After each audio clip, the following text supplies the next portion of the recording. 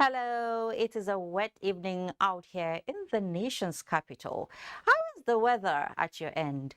However, it is nice to be with you on this edition of News Extra, the program that gives you the news with an extra touch to the stories. The Federal Executive Council leads the pack on its sharing healthy note as the high-level meeting announced that Nigeria has set in motion the processes of establishing a manufacturing plant for local production of vaccine in partnership with the world's largest vaccine manufacturer. That's not the only good news, as the second Niger Bridge is receiving finishing touches.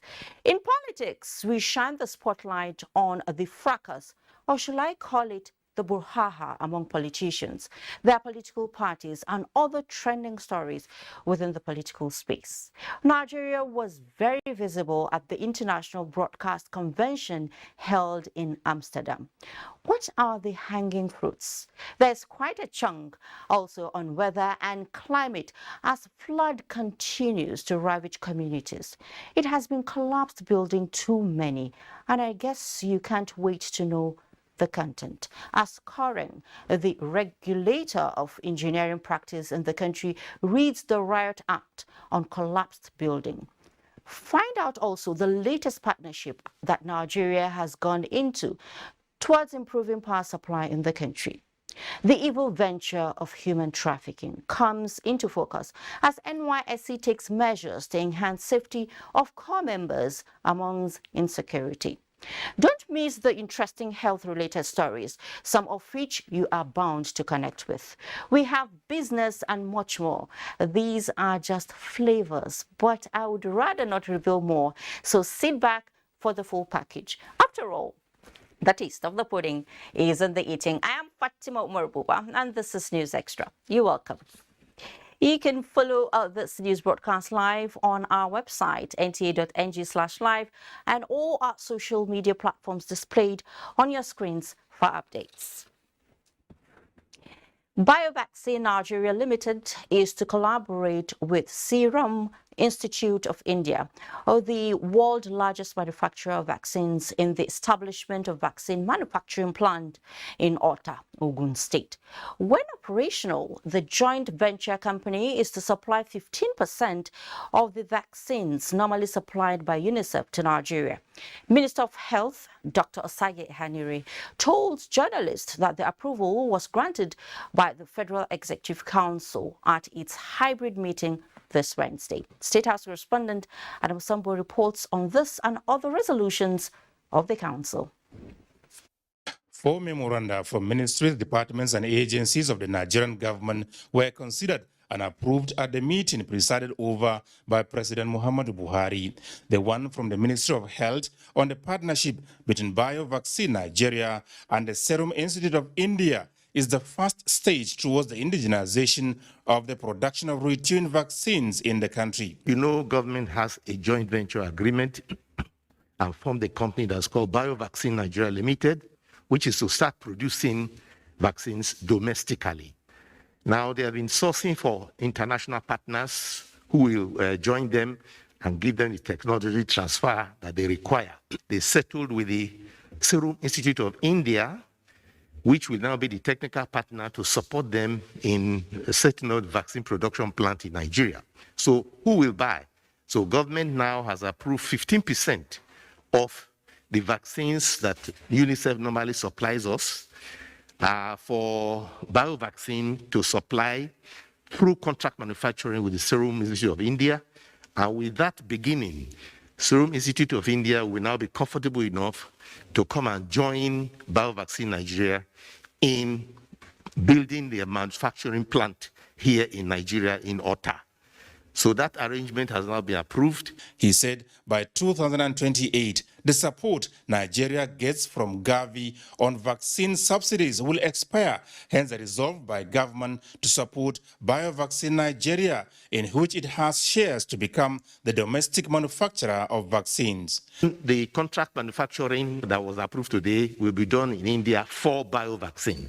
But before the end of this year, the groundbreaking will start, because they already drawn the plan, the structural plan, everything is already completed, the survey has been done, the approval has been given, And then with this partnership now, they will now begin to break the ground and start building the factory right away. A 2.04 billion naira contract has also been approved for the construction of internal roads network and drainages at the gas hub of the Nigerian Content Development and Monitoring Board in Bayelsa State. The gas hub is to encourage the development of companies that will process our gas and develop our gas, and to try to deepen the use of gas internally and to be able to process our gas for exports. Shell Nigeria gas is already located in the hub. Run gas is already located in the hub.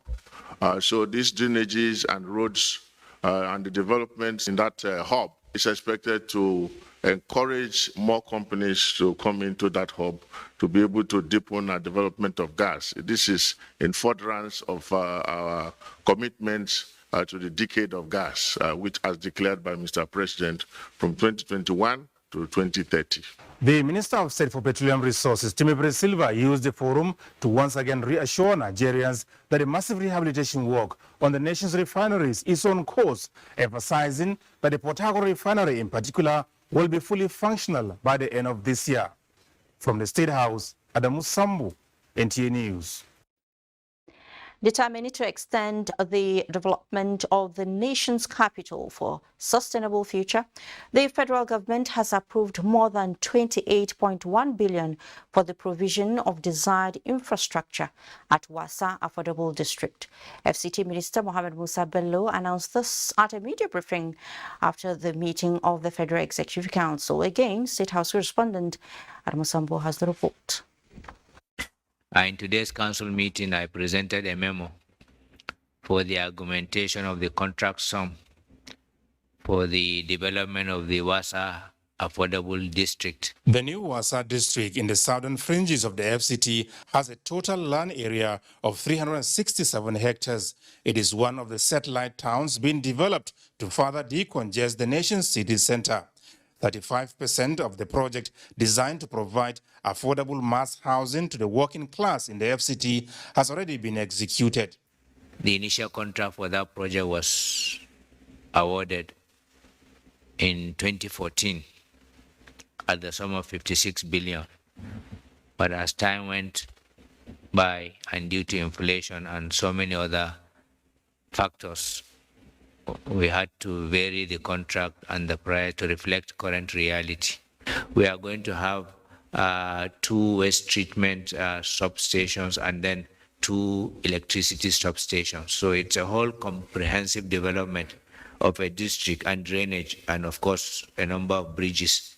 And if this infrastructure is done, it opens up the districts and allows all the plot allottees to be able to develop their plots, which obviously will also extend the development of the city to that part of the overall territory. Works and Housing Minister Babatunde Fashola's policy memo seeking better enforcement of the revised financial regulations of the federal government also scales through.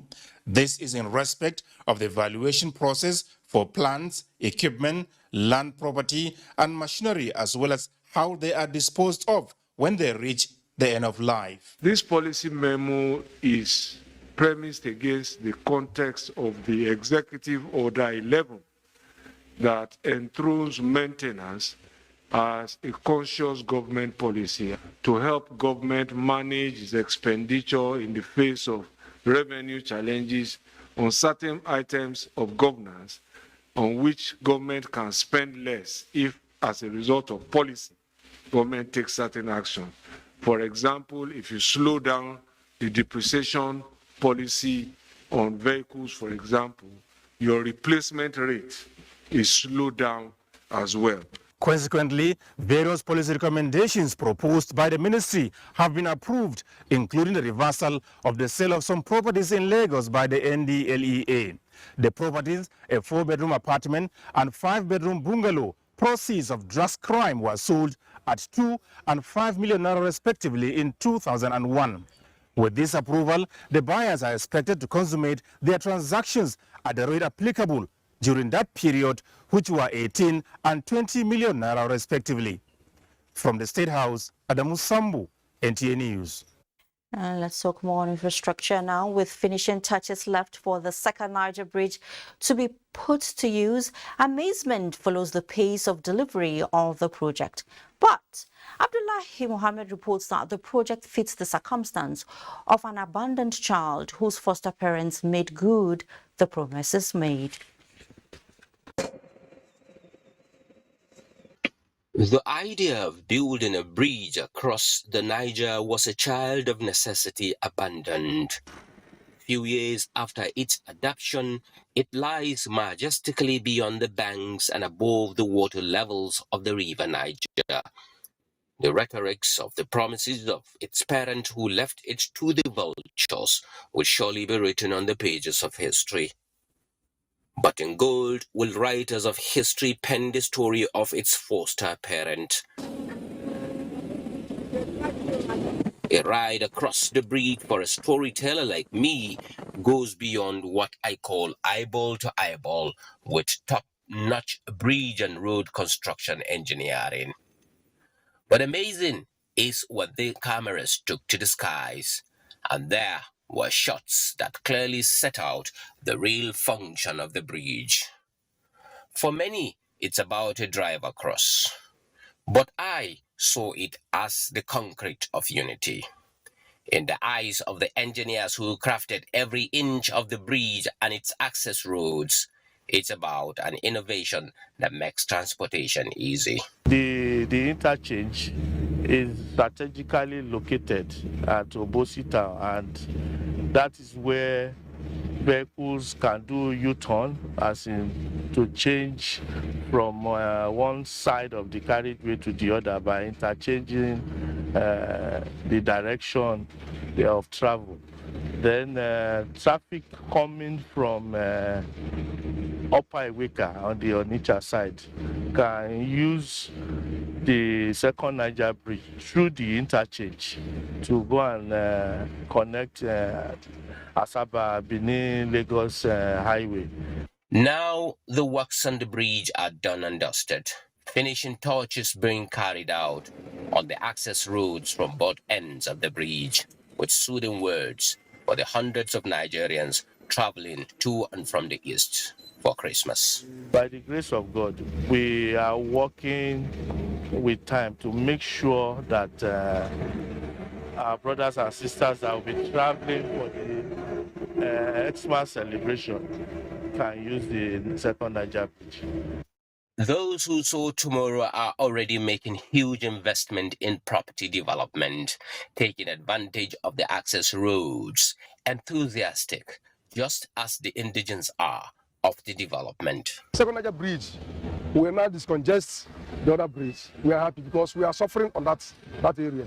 But now we have another new road, which we are now applying. Even now we are using it now, but it's temporary. But I believe when a question of 1 month, it will be open. When I was about to say goodbye to the wonderful link of unity, I decided to wave goodbye through one of the cameras above. And the final words that will best describe the bridge will be during its inauguration. And that will come from Nigeria's #1 man who made it all happen. Abdullahi Mohammed, NTA News. Fantastic development, I must say.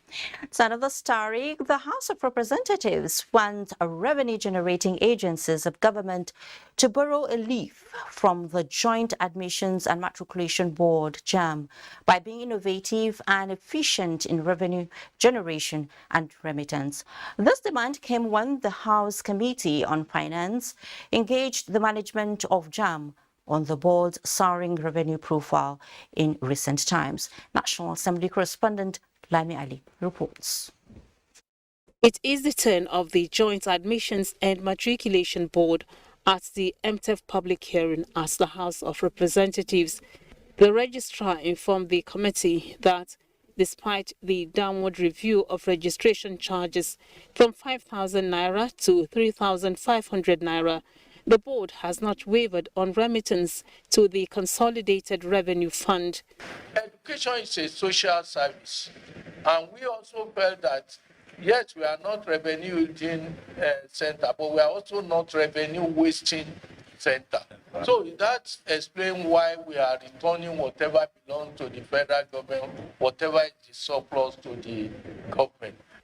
JAMB has in 2022 remitted more than 3 billion naira and is projecting more than 4 billion naira as revenue for 2023. We will be interested in seeing that your remittances go up. You've said it how you can do it, and it will also come by managing your expenditure. The Nigeria Integrated Water Resources Commission also met with the committee, during which the management attributed its low revenue profile to absence of a law on enforcement as clients default on payments.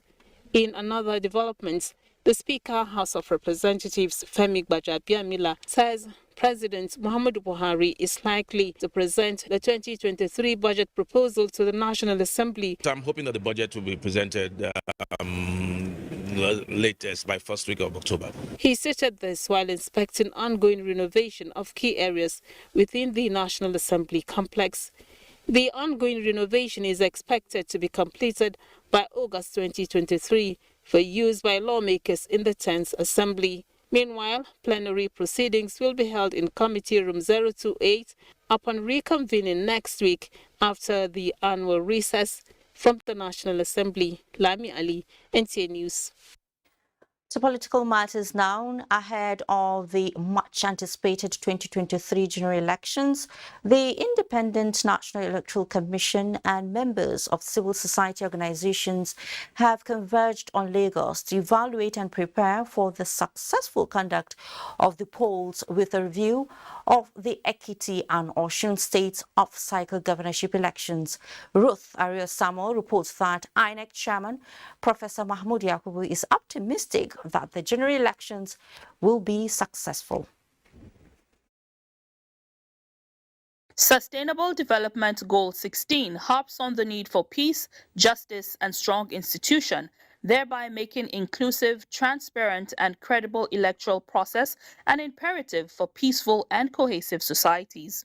This retreat, therefore, is another opportunity for stakeholders in the coming general elections to further reflect on and revisit strategies, improve processes, and strengthen internal coordinations targeted at delivering a credible poll. The more we improve on the electoral process, the more the traditional rigging process is no longer in vogue. Then people follow the voters to the polling units and induce them. Because once we protect the integrity of the process at the polling unit level, our election is as good as any credible election.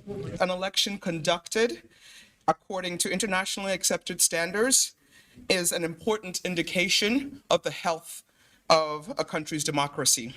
INEC's organization of the recent Ekiti and Osun elections has demonstrated that it can organize credible electoral processes. Other stakeholders speak on the level of preparedness and expectations for the forthcoming election.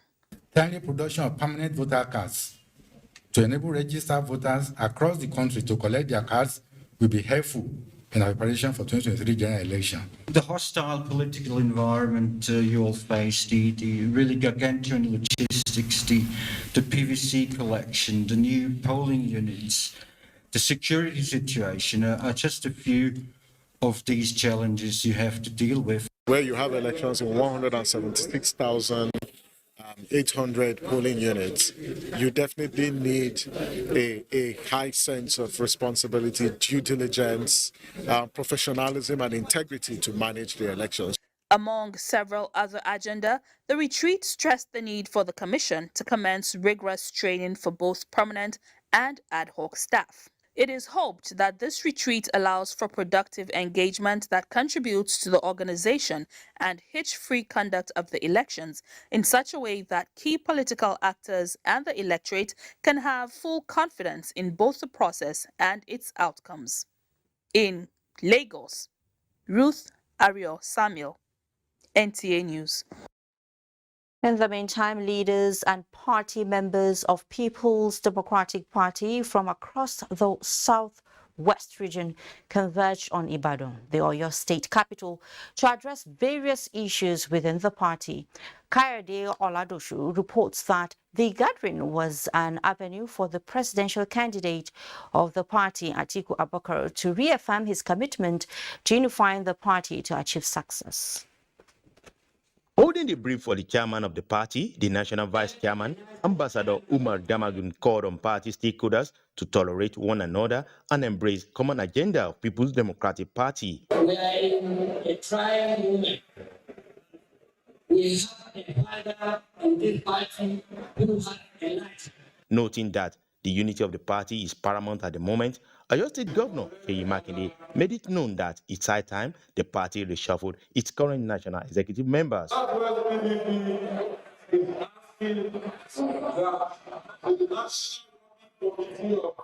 PDP should be restructured by asking the national chairman to sit down. Affirming the readiness of the party in 2023 general elections, the presidential candidate of PDP, Atiku Abubakar, reiterated that I have no problem from wherever any member of the party comes from, but it must be done in accordance with our constitution, our regulations, and our practices. Earlier, the presidential candidate was received by Governor Makinde at the Governor's Lodge of the Government House in Ibadan. Kayode Oladoshu, NTA News.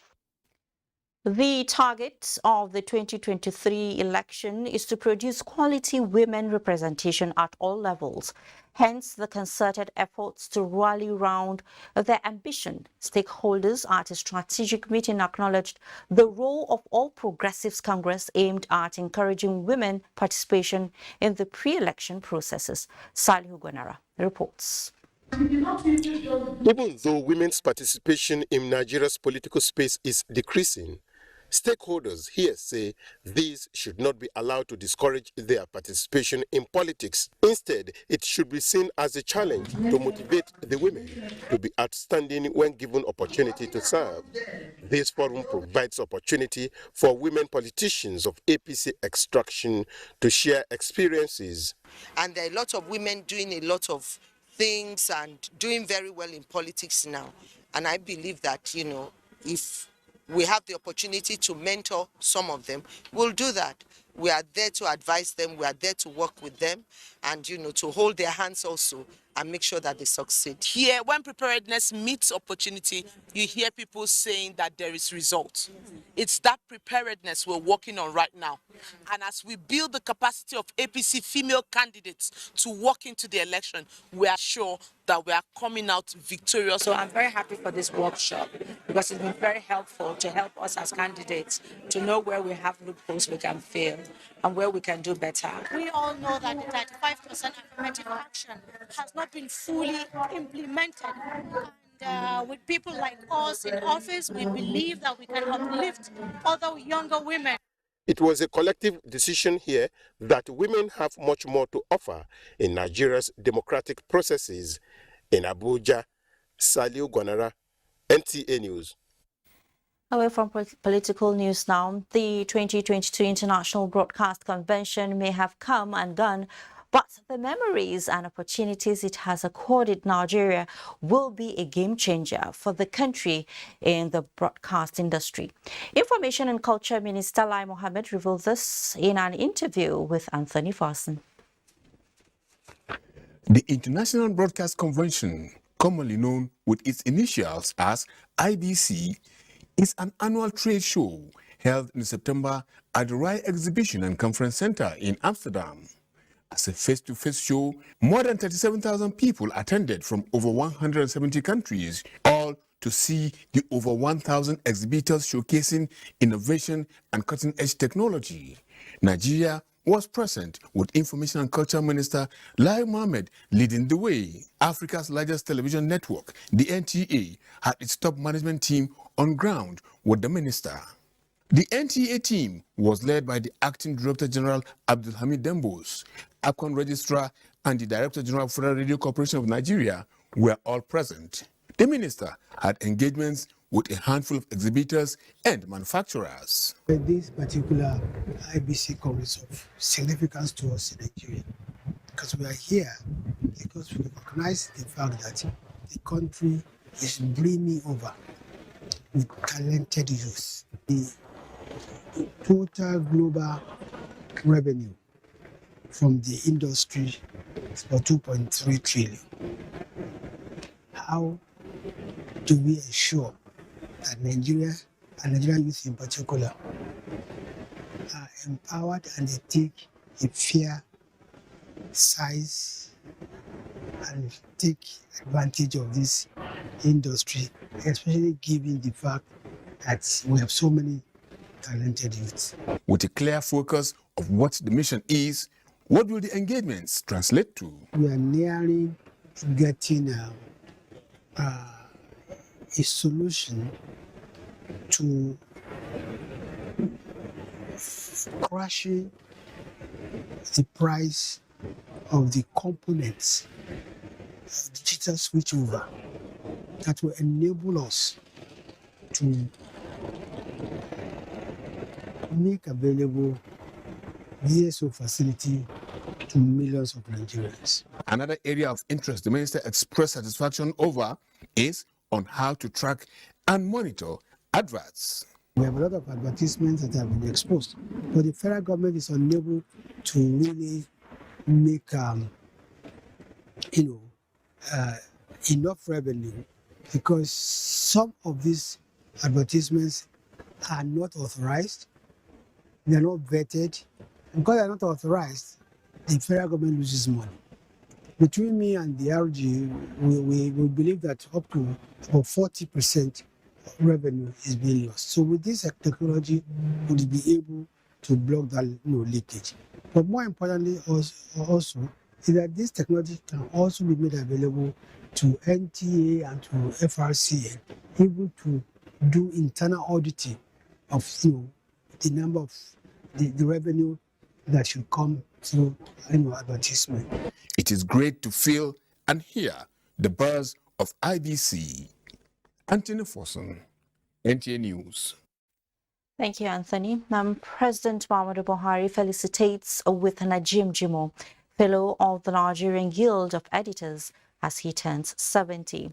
A statement by the Special Advisor to the President on Media and Publicity, Femi Adesina, indicates that President Buhari salutes the celebrant's sterling career, which has spanned over 4 decades, beginning from the days of the Western Nigeria Television and Western Nigeria Broadcasting Service to his days in the print media in the 80s and 90s. President Buhari urges the Vice Chairman, the Point newspapers, and Executive Vice Chairman of Citizen FM 93.7 Abuja to continue sharing knowledge and skills with the younger generation of journalists so they can value ethics and professionalism like the celebrant. He wishes the alumnus of the University of Lagos and a one-time Secretary General of the institution's Students' Union longer life in good health and greater service to God and mankind. Up ahead on News Extra, amidst the devastating resultant effects of flood and other disasters come warning, mitigation, support and enforcement of professionalism. Join us for all of these as we take our first breather. Do stay with us. On behalf of the good people of Gombe State, His Excellency Muhammadu Inuwa Yahaya Damajin Gombe welcomes the chairman of the Northeast Governors Forum, Professor Babagana Zulum, and other governors of the sub-region, Ahmadu Umar Fintiri, Adamawa, Senator Bala Muhammad, Bauchi, Darius Ishaku, Taraba, and Maimala Buni, Yobe, distinguished special guests and other stakeholders to the Jewel City for the 7th Northeast Governors Forum meeting. The governors will discuss, as usual, issues affecting the region and proffer solutions that will help promote peace and security, unity and stability, as well as enhance socio-economic well-being of the people of the Northeast. The meeting will hold on Friday, 16 September 2022 at the Banquet Hall of the Government House, Gombe. You are welcome to the Jewel in the Savannah. Announcer, Professor Ibrahim Abubakar Jodi, Secretary to the Gombe State Government. Me, it depends you, it depends us, it depends everybody. Yes, but share, scatter, come out, it no go solve am. This one they talk, and make them go if they want go. This one they talk, we go come out, we go. This one say, make we scatter, make we burn, make we do everything. When you scatter finish, where you go? Okay, you go take private jet, carry your family go. But make I ask you, what about your uncle, mama, auntie, brother, sister? What about them? Remember, who throws stone for market? You don't know whether the stone go touch your own person. If the thing will go come out from your mouth, you no go fit gather us together as one people. Shut up with please. War no get friend. You don't know language, you don't know anything. So if our we get too much, make we sit down at the table of dialogue. Nigeria na my own, Nigeria na your own, Nigeria na our own. Make we come together, keep them together. They say nothing good comes easy, but with determination and shared focus, Buba Foods finds new ways to put food on many plates. We produce competitively priced sugar, flour and pasta that are highly sought after by our corporate and trade partners. At Buba Foods, we remain committed to lead with purpose and make a difference by embracing the responsibility to meet Africa's growing food demand. We dare to lead, so can you. Buba Foods, nourishing lives. The federal government, through the Ministry of Interior, announces the conferment of Nigerian citizenship by naturalization and registration on deserving foreign nationals. The ceremony, which will take place at the Banquet Hall, Presidential Villa, Abuja, on Thursday, 15 September 2022, shall commence by 2 p.m. prompt. Attendance at the ceremony, which will be presided over by the President, Commander-in-Chief of the Armed Forces of Nigeria, His Excellency Muhammadu Buhari, GCFR, shall be strictly by invitation. All beneficiaries, their guests, top government functionaries, and other attendees must be seated by 2 p.m. Please note that beneficiaries are expected to personally come to the Ministry of Interior, Block F, Old Federal Secretariat, Department of Citizenship and Business for proper documentation and accreditation from Monday the 12th to Wednesday the 14th September 2022 between the hours of 8 a.m. and 4 p.m. daily with original provisional letter of award, federal government valid ID card, and data page of international passport. Dr. Shuaib Belgore, Permanent Secretary, Announcer.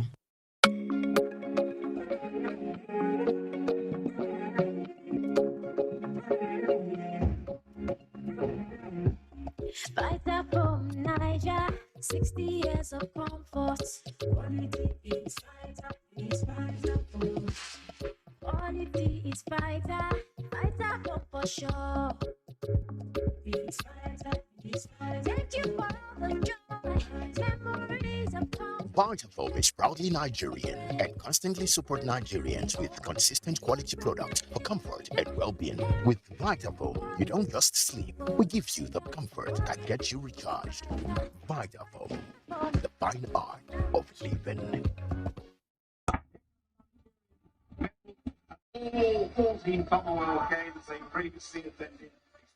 The Secretary to the Government of the Federation, Mr. Boss Mustafa, cordially invites executive governors, honorable ministers, members of the National Assembly, head of the Civil Service of the Federation, permanent secretaries, members of the Diplomatic Corps, and top government officials to the presidential reception in honor of the heroic Team Nigeria athletes to the 2022 Commonwealth Games in Birmingham by President Muhammadu Buhari, which is scheduled to hold as follows. Date, Thursday, September 15th, 2022. Time, 11 a.m. prompt. Venue, Banquet Hall, State House, Abuja. Please note that attendance is strictly by invitation and observance of COVID-19 protocols will be adhered to. Dr. Morris Namdi Mberi, Permanent Secretary, General Service Office, Announcer. Welcome back. At COP27 in Egypt, Africa and least developed countries will make a case for the world's largest carbon emitters to take responsibility in solving the climate crisis through improved financing and technical support to those most impacted by climate shocks. It is a unified front promoted at a meeting of ministers from least developed countries in Dakar, Senegal. Onengefa Face reports.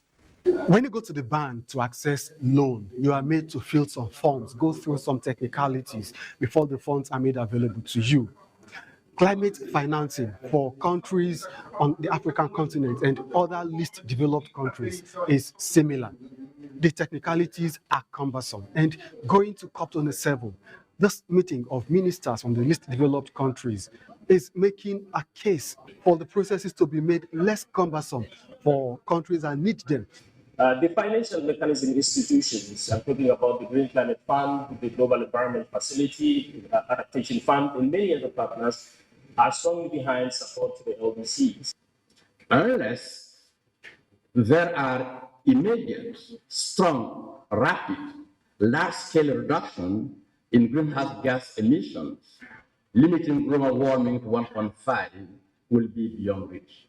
In addition, the ministers and stakeholders at this conference expect that African leaders and leaders from the least developed world will build more serious commitment, show political will to promote and sustain all programs and projects geared towards solving the problem of climate change in their various domains. The new objective should reflect a balanced allocation between mitigation, adaptation, and losses and damages, with a specific attention for the most vulnerable and poor countries.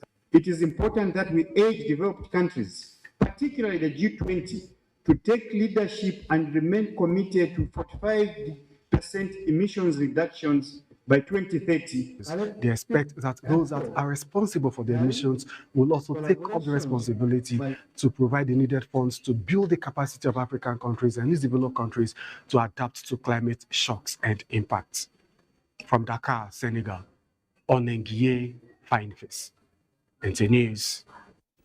Back home in Kano, the federal government has directed immediate closure of the bridge leading to Gadar Sarkin Kogi in Bebeji local government area of Kano State to avert further flood-induced disaster. Minister of Water Resources Suleiman Adamu gave the directive during a joint assessment visit to Tiga Dam. Yohana Suhassan has the details. Water is source supply. This is the reverse of that reality. Prolonged hours of torrential rains over many days have caused this extra large Tiga Dam in Kano to spill over its contents. That came with disastrous consequences as roads, hundreds of farmlands under cultivation, houses and sundry other assets across neighboring communities got washed away by the flooding waters. 65-year-old Suwaiba Haruna is among the victims. Beside materials loss, she is scared by the excess flow, which she said is her first experience of that magnitude. She pleads with the government to come to their aid. Minister of Water Resources Suleiman Adamu directed for the immediate closure of the linkage bridge to dam to prevent further damage. Two things to address. First of all, we have to address the damage that has been done, and then also address the issue of loss of, income and property by people. Thank God, so far we have not received any report of lives being lost. In it, there is no repair that can be done on the road now until when the water subsides. While at Bagauda, the minister also advised Kano state government to monitor the dam to prevent collapse. In Kano, Yohana Suhassan, NTA News.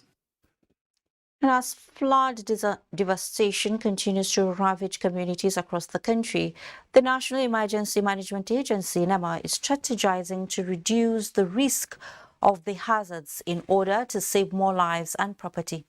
Director General of the agency, Mustafa Habib Ahmed, says the strategic workshop with disaster risk management stakeholders is key to achieving the disaster risk reduction. Ilyasu Yakubu reports. In any disaster, putting in place strategies to proactively reduce the risk involved and prevent severe pains that may be meted to the victims is highly recommended rather than being reactive in the aftermath of the disaster.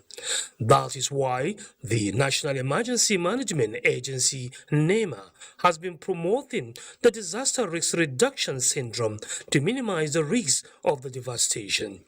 This one-day workshop with disaster risk management stakeholders stakeholders requires the pulling together and leveraging the capabilities of one another to achieve the desired objective. The disaster risk managers said it is their collective responsibility as a people with shared vision to ensure that they build a resilient society for sustainable development. The NEMA boss said, as the management of disasters in the contemporary period shifted from reactive to proactive, with emphasis on preparedness, mitigation, and adaptation, is a key driver to reducing the risks involved. This laudable partnership has been a source of inspiration for our resolute in disaster management. The 2022 flood disaster has claimed hundreds of lives and property, and Jigawa State has the highest number of deaths and still counting. In Abuja, Ilyasu Yakubu, NTA News. Meanwhile, federal agencies in disaster prevention and emergency operations have agreed to collaborate more in order to have a common front in tackling all forms of emergencies in the country. This was at the United Nations dialogue with relevant agencies in Abuja. Adebola Brooksley reports. Reports on climate issue in Africa show that about 700 million people may be displaced by climate-related challenges by the year 2030 on the continent. These experts from all government agencies dedicated to tackling emergencies in Nigeria are to ensure interagency collaboration for better hydrometeorological forecasting and early warning information. Minister of Science, Technology and Innovation, Senator Adeleke Mamora, said the initiative by the nation's space agency is key to disaster mitigation. The federal government is poised at adopting necessary measures to ensure the establishment of several control and response centers to reduce incessant loss of lives, properties, and farmlands to major disasters. For the development partners, Nigeria has all it takes to alert the people ahead of floods-related emergencies. Space-based information can help us, not just on the humanitarian side. Nigeria's Earth observation satellite has the technology necessary to give forewarning and real-time information of an emergency on the ground. The use of space-based information for flood response and early warning is the focus of the workshop. And going beyond the warning message about here's a flood coming to, what will the floods be doing? And what will be the impacts? This is something known as impact-based forecasting. So that when hazard means vulnerability, that's where disaster occurs. So how do you now move away or move people away from this? Or how will they be more prepared so that they will be less vulnerable? The space science and technology also aids in prediction. It aids in preparedness and also aids in recovery. The forum agreed to increase the level of awareness creation on the dangers of blocking waterways with buildings. Adebola Brooksley, NTA News. To be forewarned is to be forearmed. Being one of the states in the country predicted to experience flooding this season, the Adamawa state government says it is putting in more measures to minimize losses through campaigns, especially at flood-prone areas. Afinike Emmanuel reports that many areas in Jamaica, Yola, and other local governments are already being affected. Residents of Yola, the Adamawa state capital, woke up to the early morning rainfall with its devastating effect. The affected areas include Yoldepati Sabon Pegi, Tashansani, and Yibango Army Barracks Road, among others, with houses and farmlands submerged. Wilberforce Anazikuri, a resident of Yibango, one of the affected persons, recounting his ordeal as the road leading to his house was flooded. There's no way to pass here. It's 2 fence I pass. I climb ladder before I drop. There is no way at all. If you enter a house now, all the place inside the room after is occupied with the waters. We don't have anything now. We were affected so much. I lost most of my valuables. Look for a government to come for our rescue. The Executive Secretary, Adamawa State Emergency Management Agency, Fatima, Aminu Suleiman says relief materials will soon be disposed to the affected communities to cushion the effects of the disaster. Those that have been affected should kindly respond to the request of the government and allow themselves to be evacuated to a safer place. In Yola, Afiniki Emmanuel, NTA News. Really saddening there. Now, incessant collapse of buildings in major cities across Nigeria is now prompting actions of regulatory bodies to bring the acts to check. The latest is the Council for the Regulation of Engineering in Nigeria, stipulating stiffer measures for quacks in the industry. Abakar Akwanga has that. Buildings like this are happenings that make headlines in various media outfits, particularly in major cities. Lives have been lost, many injured, and property worth millions of naira destroyed. It is recommended that the government should set up a construction court to handle cases of misconduct in the construction industry. 3. Education of the populace is necessary. Advocacy, enlightenment of the public, and continuous engagement of government should be pursued, particularly by the associations in the built environment. Now, the Council for the Regulation of Engineering in Nigeria is taking the bull by the horns. That there is need for a law or an act on enforcement and compliance of the approved National Building Code by the National Assembly. This must be strictly complied with in the built environment. All state governments are advised to domesticate the codes, and the forum of regulatory bodies in the built environment, FOBEN, should drive the bill. And we are ready to drive the bill. Statistics of collapsed buildings are increasing by the day, and solutions are evolving, but in between the two thin lines is a resolve to separate the shafts from the greens. In Abuja, Abubakar Akwanga, NTA News. Thank you, Abakar. Now, in the next segment of News Extra, we shall beam the searchlight on a dehumanizing evil venture, the latest move at ensuring safety of core members, and other stories. Join us again.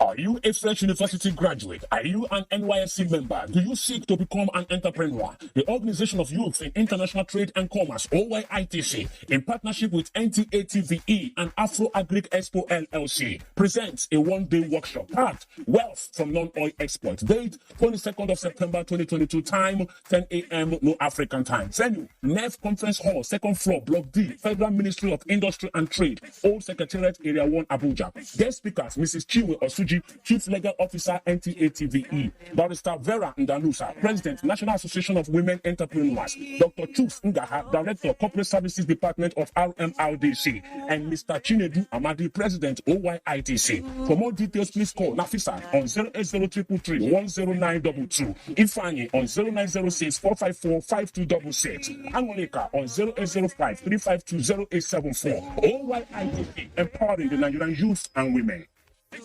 I dey look for pension fund administrator. Wait up, make sense, wait care for me. No be the time when story go enter the matter when it's time to deliver. No. The bank sure them no go stress you. Call them then they accessible. Yes. Customer care where they on point. No go regret when you try up. Cause promisable investment. Everything just a blend. Make you just premium pension today. Make that switch to premium pension. Premium pension. Make that switch to premium pension. Join over 700,000 satisfied members and enjoy the premium experience at our offices across the 36 states in Nigeria, including the FCT. Call 094615-700-704 to make the switch today. Premium pension. Active today, premium tomorrow.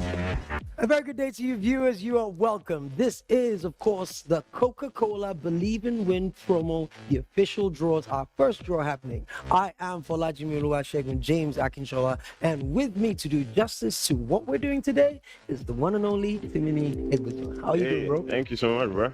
Happy to be doing this with you. But what we're here to do, ladies and gentlemen, is to reward our contestants that have entered into our Believe and Win promo. What you get to do is, of course, you get a chance to be one of our 5 individuals that will be going all the way to Qatar to watch the World Cup at the FIFA World Cup Qatar 2022 this year. All right, it's time for us to do what we're here to do. Pick our first winners of the Believe and Win promo. Give them a chance to go all the way to watch the World Cup in Qatar. Timini?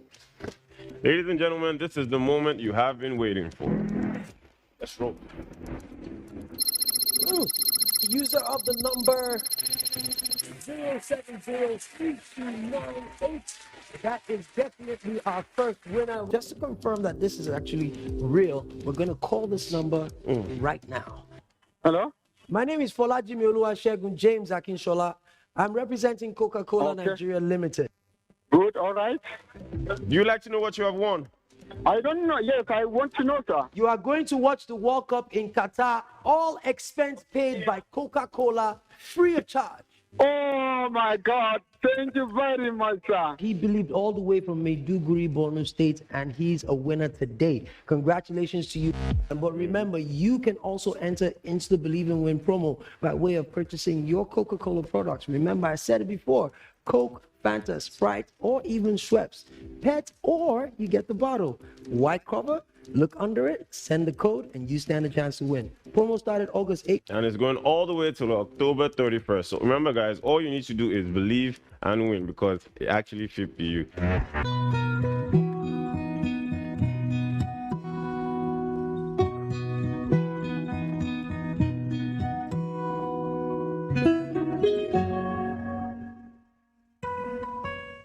This blessing be yours forever to keep a calm and peaceful sleep. Removes mosquitoes so you can sleep a calm and peaceful sleep. Good night, Electric. All I do is win. I wake up, I win. I close my eyes and I win.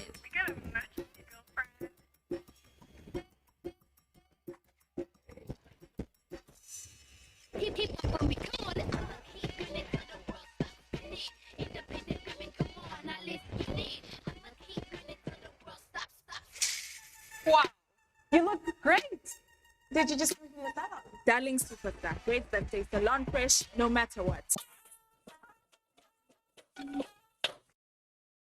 Great to have you back on News Extra. Let's talk business as world oil demands for 2022 to rise by 3.1 million barrels per day, says OPEC, as investors lose 27.9 billion naira in the capital market. And let's join Musa Abubakar for details on business news. Thank you, Fatima. Well, oil demand for 2022 is expected to rise by 3.1 million barrels per day, year-on-year, unchanged from last month's report. Latest report by Organization of Petroleum Exporting Countries, OPEC, for September 2022 indicates that gas-to-oil substitution for power generation and for industrial uses in OECD, Europe and Asia represents an important component of the demand outlook for the year. The report explained that total oil demand is projected to average 100 million barrels per day in 2022. In the OECD region, oil demand is anticipated to rise by 1.6 million barrels per day to 46.4 million barrels per day year-on-year. In the non-OECD region, total oil demand for the year is anticipated to rise by 1.5 million barrels per day to 53.7 million barrels per day. The demand outlook for 2023 remains at 2.7 million barrels per day, unchanged from the last monthly oil market report, and reached 102.73 million barrels per day. Meanwhile, oil rose about 2% on Wednesday, rebounding from the previous day's lows as an international energy watchdog expects an increase in gas to oil switching due to high prices this winter. Even though the outlook for demand remains gloomy, Brent crude futures rose by 1.8% to $94.78. U.S. West Texas Intermediate crude gained 2.1% to $89.20.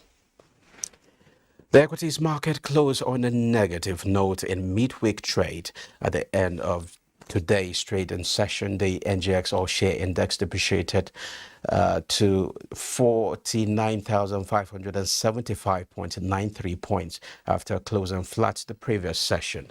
A total of 197.45 million shares valued at 2.94 billion naira were also traded by investors in 3,462 deals, with a market capitalization at 26.74 trillion naira. Cordville, Zenith Bank, and Guarantee Trust Holding Company were the top traders in terms of volume. And that's business news. Fatima, it's back to you. It's back to me. Thank you so much, Mr. Rocker. And now the federal government, with the support of development partners, is strengthening electricity network across northwest states and other parts of Nigeria to improve quality of power supply. Joshua Jito reports that a grant agreement of 238 million euros was signed between the partners to expand and construct additional transmission lines. It's a cheering news. 800 kilometers of 330 kV double-circuit transmission lines with 13 substations to be constructed across northern states of Niger, Kebbi, Sokoto, Kaduna, Kano, Jigawa, Bauchi, and Nasarawa. The project, under the Northern Corridor, is expected to strengthen low-carbon economic growth in West Africa by improving quality of electricity network in Nigeria, as well as support development of regional electricity market under the West African Power Pool. The European Union and the French Development Agency are funding the project, and the grant agreement signed for the takeoff of the project. What we are signing is in alignment with the objectives of the National Development Plan 2021 to 2025. So that means we're on track in the implementation of that plan. Transmission Company of Nigeria, TCN, is implementing the project expected to provide access to electricity to millions of Nigerians. This transmission line, we are going to use it to evacuate a lot of solar units or solar plants that are coming in the north, like the one at Guiwa, Jigawa, and the other ones. So all that area, we don't just want the villagers to see transmission line passing, but we want them to enjoy it. It will be a great opportunity for Nigeria and the whole Western Africa area, countries, let's say, to improve their economic and regional integration. We hope they will be able to speed up the implementation for the benefit of the Nigerian people. The project is in line with the Nigerian Energy Transition Plan. Joshua Ojito, NTA News. Sharing one, Joshua. The federal government is working to consolidate its appreciable rankings on transparency by the Global Extractive Industries Transparency Initiative, come first quarter of 2023. The latest of such engagement is a workshop on the roles of civil society organizations in reporting standards. Ikechukwu Ndukwe reports. January 2023 is another 3 years, and Nigeria will be revalidated by the Extractive Industries Transparency Initiative using new validation models, a situation necessitating these stakeholders' engagement. With issues of oil theft, the Executive Secretary, Nigeria Extractive Industries Transparency Initiative, Ajobonaya, hints that the era of extractive companies owing government for years will now be treated as financial crime. By the time this was going on, we released our 2019-2020 report. As soon as we released the report, these companies that wanted their name protected we're rushing to the relevant agencies to pay up. It's important that the civil society are also being sensitized on the process because the process has changed. NTA has improved over time because before now, so it gives some years gap before you get this report.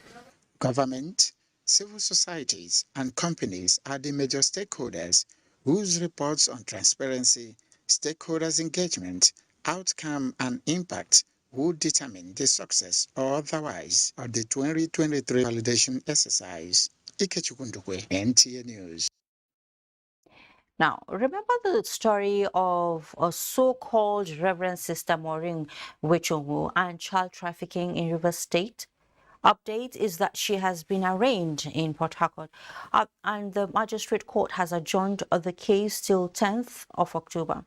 The suspect, who was arrested last week, is being remanded at the Port Harcourt Correctional Centre pending next hearing. And we'll have Robinson Direct ID with that. The alleged child trafficker, Maureen Wichongu, who was paraded by the Rivers State Police Command a few days ago, has been arraigned at the Rivers State Magistrate Court 13 on 42-count charge, including a murder charge. The magistrate, Menenem Poromon, declined to entertain the case on the grounds that the court does not have the requisite jurisdiction to entertain murder cases. He therefore ordered the prosecution to separate the charges and refer it to the Director of Public Prosecution for further advice. It will be recalled that the Rivers State Police Command paraded Maureen, who claimed to be a Reverend Sister running an orphanage home in Alo, Rivers State, for abducting children. 16 of them have been recovered and some reunited with their families. Meanwhile, a statement from the Director of Communication, Catholic Diocese of Port Harcourt, indicates that the suspect does not operate with the authorization of the Bishop of the Catholic Church and does not have the ecclesiastic authorization to operate in Alu or anywhere in Rivers State. Both prosecution and defendant counsels declined comment. The case has been adjourned to the 10th of October 2022, while the suspect is to be remanded in the Port Harcourt Correctional Center. In Port Harcourt, Robinson Delateide, NTA News. 99 days for the thief, 1 day for the owner. Accordingly, the Nigerian Immigration Service Kebbi State Command has handed over to the National Agency for the Prohibition of Trafficking in Persons a 13-year-old girl suspected to be trafficked, intercepted on her way to Libya. Usman Abdullahi Shehu reports. Residents of Yola, the Adamawa state capital, woke up to the early morning rainfall with its devastating effect. The affected areas include Yoldepati Sabon Pegi, Teshan Sani, and Yibango Army Barracks Road, among others, with houses and farmlands submerged.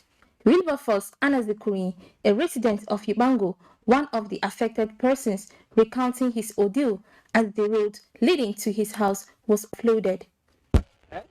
There's no way to pass here. If two friends might I pass, I climb ladder before I... Well, we apologize for the mix-up in that report. We'll sure bring you the report from Kebbi on the human trafficking case by Usman. Now let's head to Lagos, where wives of members of Course 39 Nigerian Defense Academy have presented medical equipment to the Nigerian Navy Reference Hospital in Lagos to beef up, the healthcare services at the center. Len Leneke reports that the gesture replicated in Kaduna is part of activities to mark their spouse's 35th anniversary in military service. As officers of the 39th Regular Course celebrate 35th anniversary in service, their wives also joined in the celebration by extending hands of fellowship to the Nigerian Navy Reference Hospital, or JO, where they presented two state-of-the-art medical equipment capable of reducing man-hour and meeting the needs of officers, personnel, and residents of the host community. The team leader, wife of the General Officer commanding 81 Division, Dr. Ada Ajunwa, said the provision of this medical equipment is hinged on the military's engagement in the various theaters of war and the priority placed on the medical care of personnel. In Nigeria, healthcare is one of the pain points that we have. We thought about it, our husbands thought about it and decided that it would be the best to donate medical equipment. It's not just here.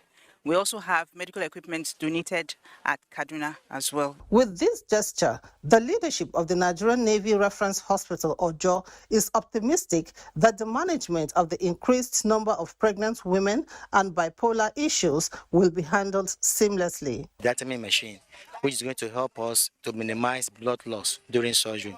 So it's going to go a long way to shorten the operation time, reduce the quantity of blood we are going to lose, and reduce the need for blood transfusion intraoperatively.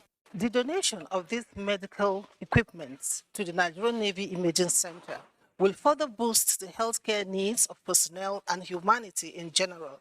In Lagos, Lynn Lenake, NTA News. In another story, the National Youth Service Corps is taking another step to enhance security and welfare of corps members through capacity building. The idea is to meet the challenges of inadequate and inaccurate information which had hindered the smooth running of its operations. Olanka Ojo reports. Following the presidential directives that all serving youth corps members must be enrolled into the National Health Insurance Scheme, in 2021, the NYSC signed a Memorandum of Understanding with the National Health Insurance Scheme, now known as National Health Insurance Authority. The results so far have been positive.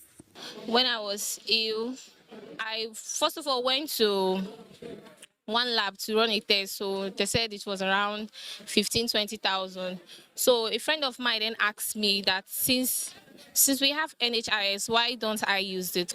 And they gave me drugs, ran tests for me, free tests, free drugs. Like, I was really happy because at that period I was broke, so I didn't spend a dime.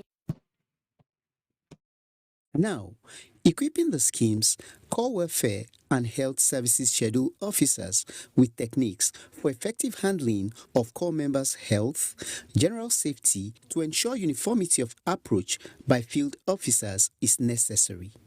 Change management and work ethics, addressing the potentials of ICT integrated platform for effective service delivery. For the NYSC, 2023 will be another defining moment for the nation, as core members will be participating in the national census and general elections. We cannot afford to record any failure. We have done it before, and we recorded huge success.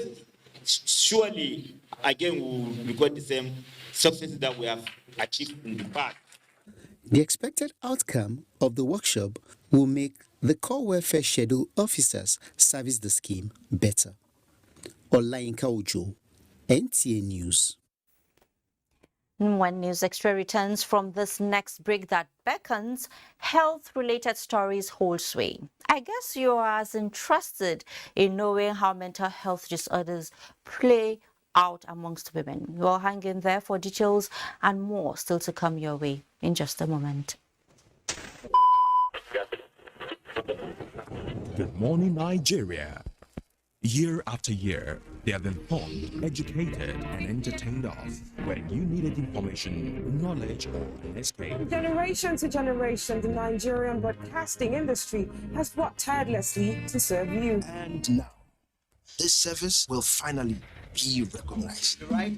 This November, broadcasters all over Nigeria will gather for the maiden edition of the Nigerian Broadcasting Awards, an award ceremony set to reward hard work and unflinching excellence in the broadcast media. They've served and are still serving. It's time to say thank you. This award is organized by the Broadcasting Organizations of Nigeria, BON. For more details, log on to www.tnawards.ng and follow our social media handles at TNB Awards. EconaFest 2022, Nigeria's biggest cultural festival, the festival that unites the nation. Date, 7th to 13th November 2022 at the National Stadium and the Teslim Balogun Stadium, Lagos. For sponsorship and support, please call Ade 0813 415 4562. Aking 0803 067 5818. Carlo 0803 544 7776. NAFEST, using culture to unite the nation. Chairman, National Festival Planning Committee, announcer.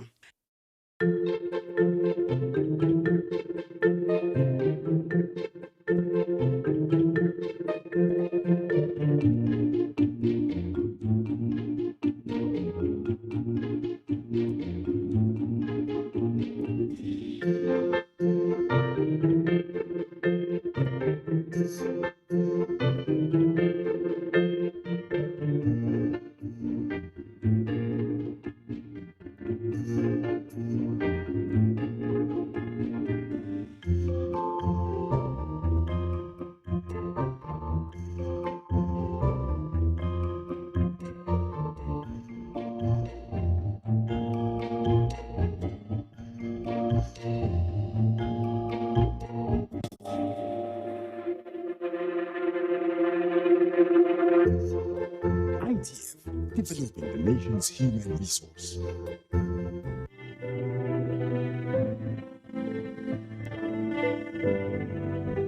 The management and staff of NTA announced the death of our former chairman, board of directors, Chief Duro Onabule, the Jagomolu of Ijebuland, who died on the 16th of August, 2022. He was aged 83. Burial arrangements as announced by the family. Wednesday, 14th September 2022, service of songs and tributes at Shell Hall, Muson Center, Onikon, Lagos.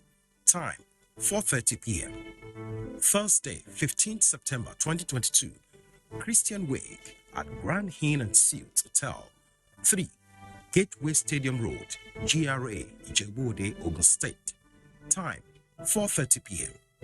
Friday, 16th September 2022, funeral service at the Cathedral Church of Our Savior, Itaolowa Joda, Ijasi, Ijebu-Ode, Ogun State. Time, 9:30 a.m. Friday, 16th September 2022, entertainment of guests at BC Rodipe Hall, GRA, Igbeba Road, Ijebu-Ode, Ogun State. Announcer, Abdulhamid Saliu Demos, Acting Director General, NTA.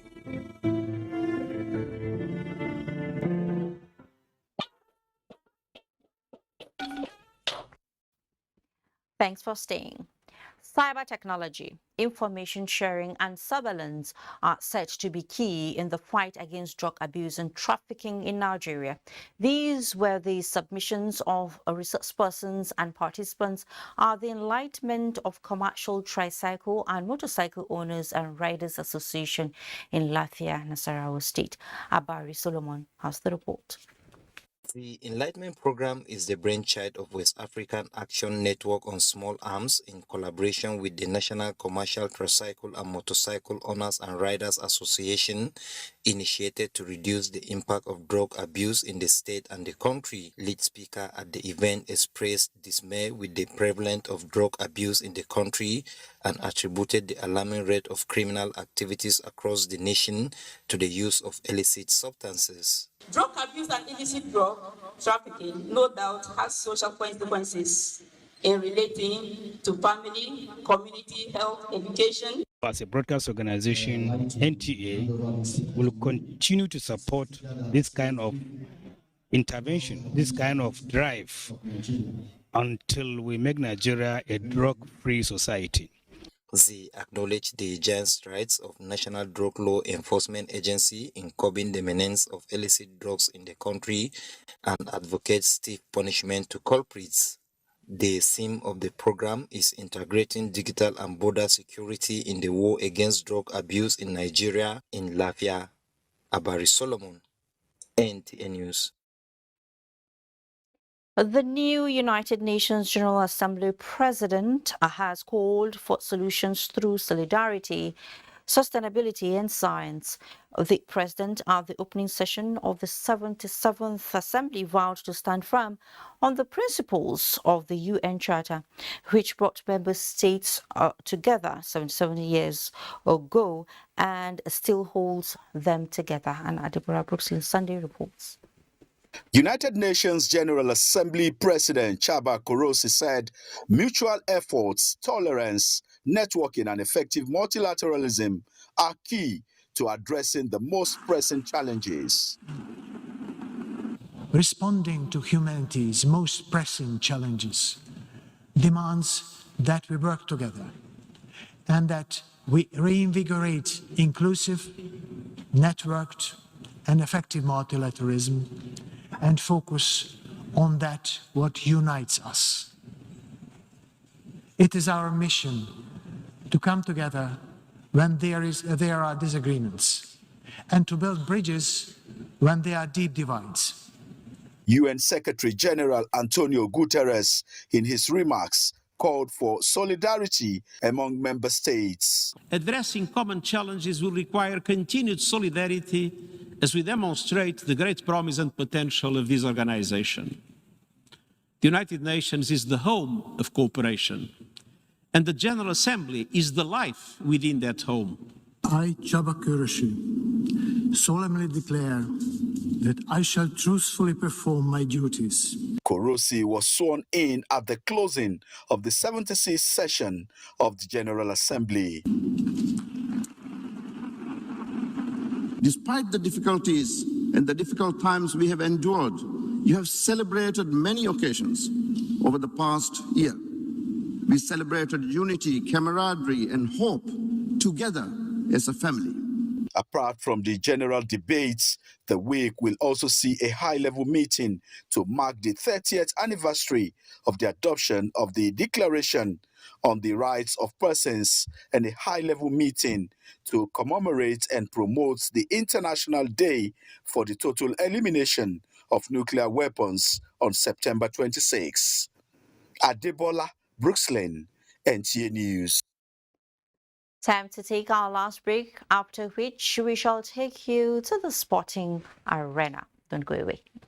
Forget last season. Forget the winners and the losers. Forget every moment that stole the show, because this is a brand new season on Go TV, and it's going to be bigger and better than any season before it, with over 7 leagues and top competitions, plus a World Cup. Make sure you get the best seats in the house this new football season. Get a decoder, Go Tenor, plus 1 month Go TV Max for 6,900 Naira only. Bigger season, greater football. Go TV.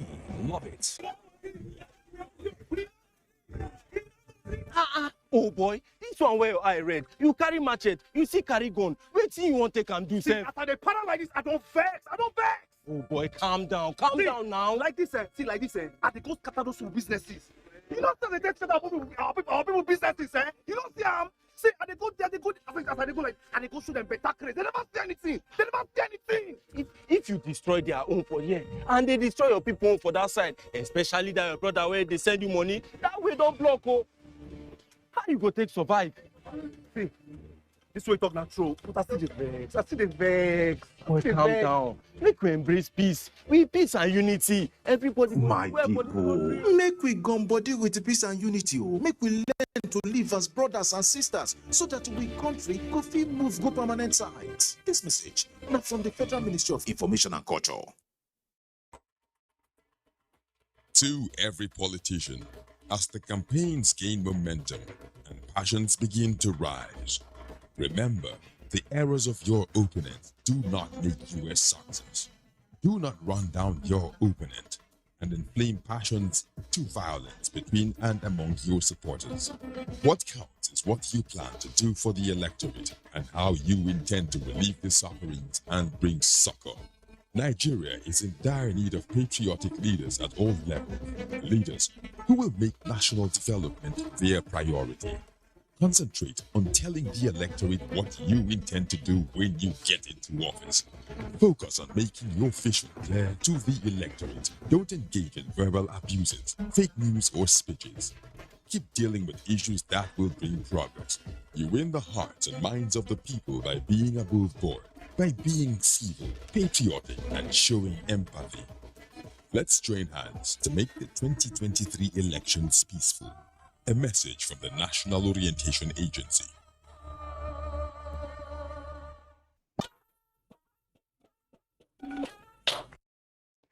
Thanks for staying.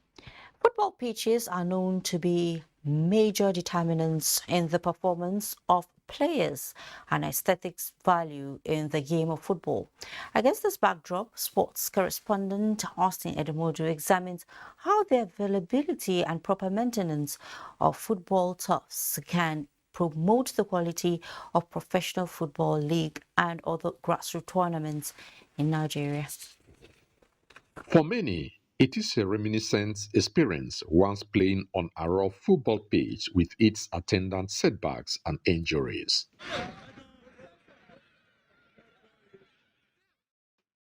As the game of football continues to grow with innovations, emphasis is now on quality pitches at local and international levels.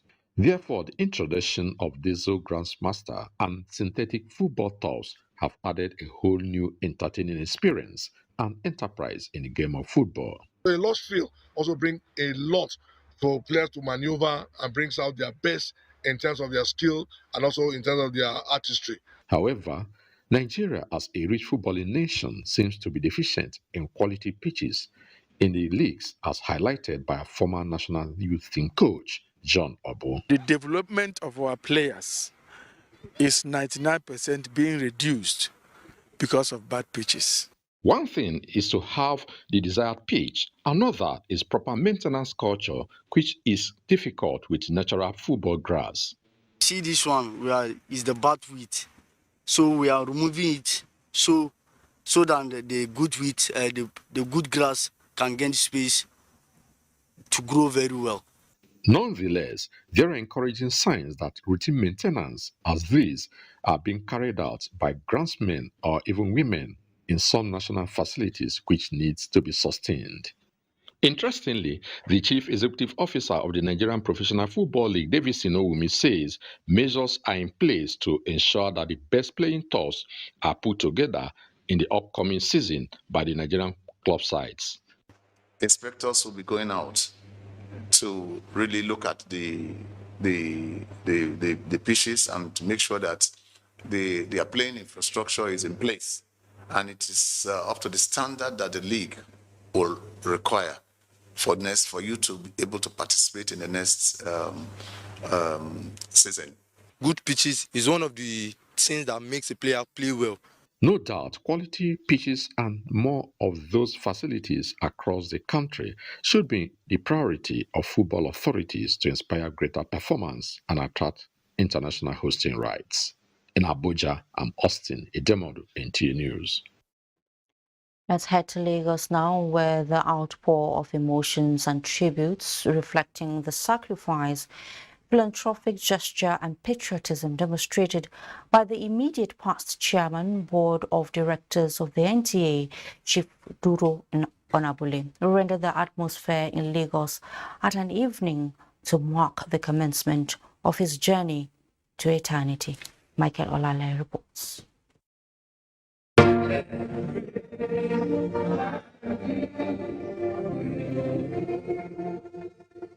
Solemn but inspirational verses from the Holy Hymn set the tune for the evening of songs and tributes in honor of Chief Duro Onabule. But the consolation for those here is that his good deeds preceded him. To his family, it was the inestimable jewel with unquestionable character who has special connection with children. One thing that stood out from my earliest memories was his generosity. I've never known a man to be so generous. Baba, no nonsense. You were so firm. I loved that side of your personality. People might have thought you were extreme in certain circumstances, but we needed people like you around. The larger society whom he served diligently will never forget his impactful life, especially in shaping the path of many journalists who respected his wealth of experience, which spanned to the peak when he served as the chief press secretary to former head of state, Ibrahim Babangida. He was a good writer, I repeat again. When he was Daily Times, he wrote well for Daily Times. And it's one of the journalists who never take was a great thinker and enjoyed engaging in serious debates or dialogue. Very amiable and very responsible Nigerian. From Double Chief to the King of Boys, the many names Chief Onabule carved for himself while on earth. This gathering adjudged are testimonies of his love to always impact on humanity.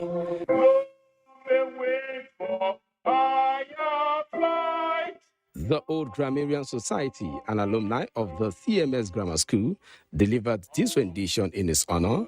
In fact, some of Chief Duro Onabule's colleagues of 1959 sets are part of the choir. Our dear senior, great editor, you will be missed, but your writing will continue to remain with us and be a source of inspiration. The onward journey of Duro Onabule continues in Ijebu-Ode, as his remains will be laid to rest this Friday. In Lagos, Michael Olale, NTA News. And on that sad note, we conclude News Extra for tonight. Thank you so much for being a part of it. But before we go, don't forget to join the NTA in the fight against rape and rapists. I am Fatima Umar Buba. Please stay safe.